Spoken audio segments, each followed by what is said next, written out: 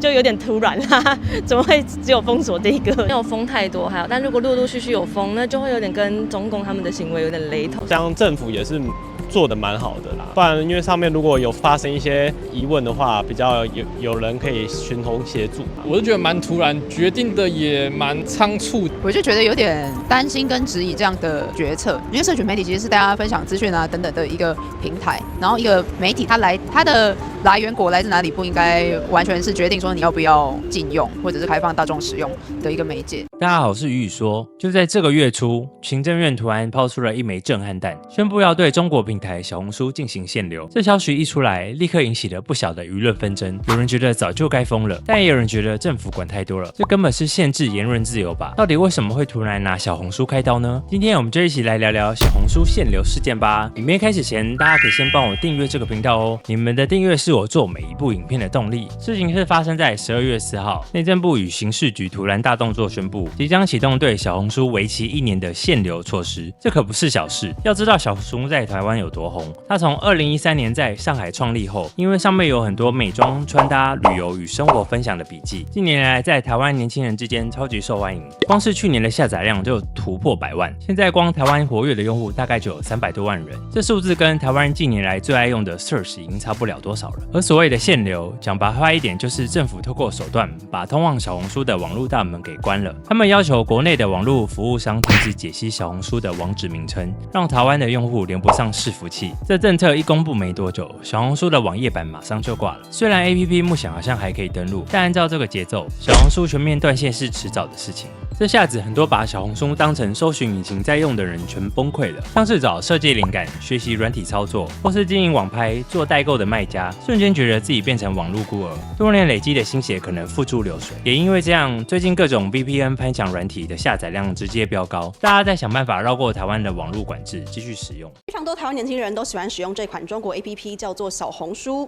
不只可以看穿搭、美妆，甚至台湾景点都有做介绍。不过现在被数发部指出会窃取个资，甚至你的长相、你的声音都会被盗用，因此现在做出限流处置。台湾300多万小红书用户，未来打开 APP 可能会转圈圈、转不停。小红书如今已经演变成国安危机。那你可能会问，政府干嘛没事去惹这300万用户呢？官方给出的理由是，根据去年立法院通过的《诈欺犯罪危害防治条例》第42条，该条款赋予政府在认定诈骗有紧急需求的时候，可阻断特定网络连结的权利。换句话说，就是政府认为现代小红书的诈骗风险已达到紧急需求的处理程度，所以才下令限流阻断小红书的网址。而行政院也列出3大核心理由来支持这项政策。首先，诈骗太猖獗的问题。根据警方统计，过去2年跟小红书有关的诈骗案就有1700多件，总诈骗金额高达2.5亿。政府认为小红书已经成为诈骗集团的工具，如果不有效阻止，受害的人只会持续增加。高中生在小红书贩售物品，不小心把账号密码交给他人，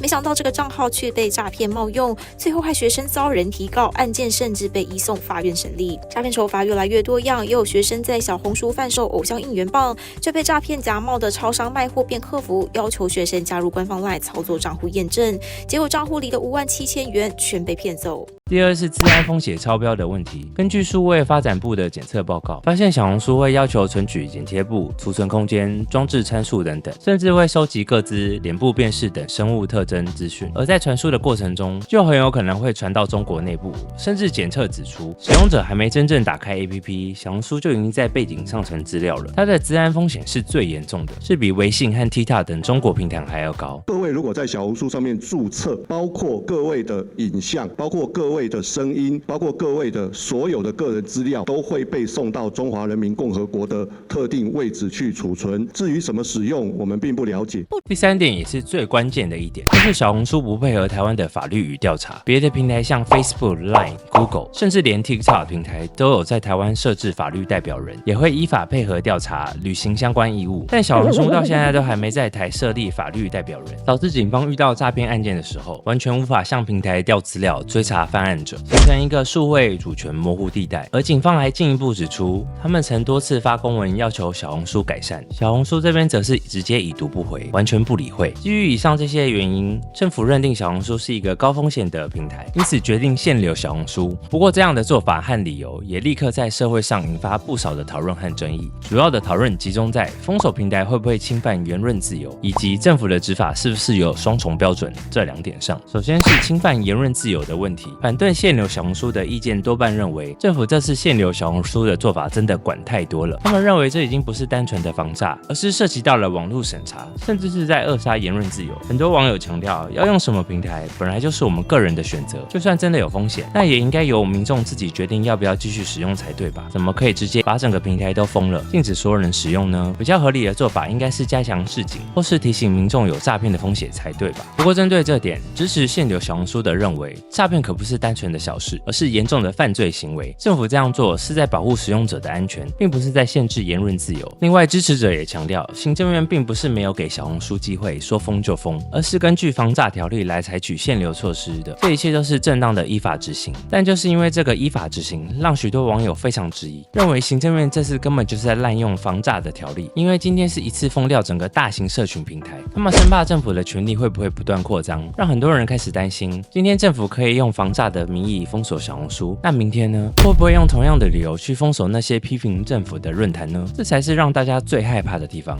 再来就是政府的执法是不是有双重标准？不少人质疑政府有双标的行为，大家最常拿出来说的就是，如果要抓诈骗 ，Facebook 明明才是诈骗大本营吧？脸书上1个月的诈骗通报就高达5万多件，小红书这2年才1700多件，结果政府不封 Facebook 却封小红书，这逻辑说不通啊！就有网友认为，防诈其实只是表面理由，政府真正的目的是要封锁来自中国的小红书，为了展现对中国强硬的态度。人质疑以诈骗为由指禁小红书并不合理，翻出政府官媒公开资讯，诈骗平台第1名就是脸书，过去30天破5万则诈骗讯息，年轻人爱用的 Threads 则是第2名，第3名 Instagram 也有7000多则，小红书排不上前5名。面对这个双标的质疑，支持封锁的人也有话要说，他们认为关键不在诈骗的数量，而在于态度。就像刚刚提到的 Facebook 与 TikTok 虽然都有问题，但人家愿意配合台湾的法律，该罚钱就罚钱，该下架就下架。反观小红书这种已读不回的态度，政府如果不强硬起来处理，等到真的出大事就来不及了。就有网友举例，同样来自中国的 TikTok 就没有被限流，原因就是因为他们愿意配合执法，接受监管。他们认为这就显示出政府并非为了反中而封锁小红书。看到这里，你是比较支持政府限流小红书的一方，还是认为政府管太多，担心未来网络会不会越来越不自由呢？我个人认为这个议题真的蛮复杂的，牵扯到我们在网络安全与网络自由之间怎么取舍。这次的事件也凸显出台湾目前对于这种大型数位平台似乎还少了一套比较完善专门的法律规范，导致现在只能拿防诈条例来特事特办，难免会让人觉得标准不一。不过不管怎样，这件事情绝对值得我们继续持续观察下去。大家也可以留言给我分享你的想法。好啦，今天的影片就到这边，喜欢这部影片的话，请帮我大大按个赞，然后订阅和支持我们的频道。我是鱼鱼，我们下支影片见喽，拜拜。